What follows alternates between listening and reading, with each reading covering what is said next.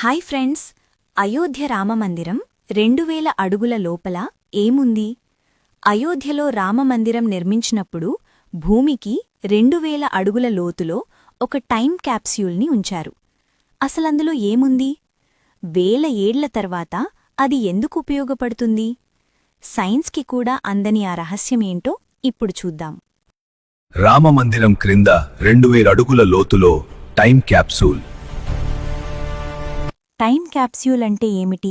ఇది రాబోయే తరాల కోసం చరిత్రను భద్రపరిచే ఒక పరికరం. భవిష్యత్తులో ఏదైనా విపత్తు వచ్చి రామాయణ చరిత్ర కనుమరుగైపోతే ఈ క్యాప్స్యూల్ ద్వారా మళ్లీ ఆ చరిత్రను తెలుసుకోవచ్చు. ఏముందందులో?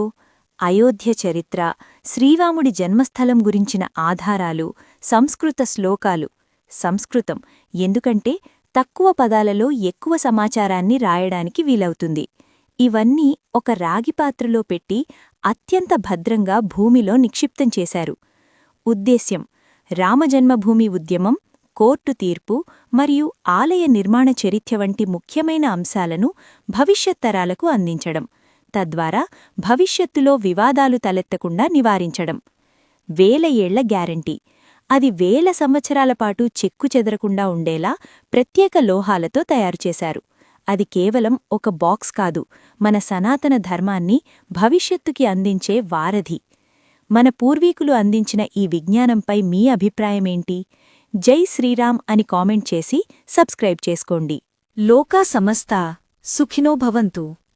Thank you for watching video.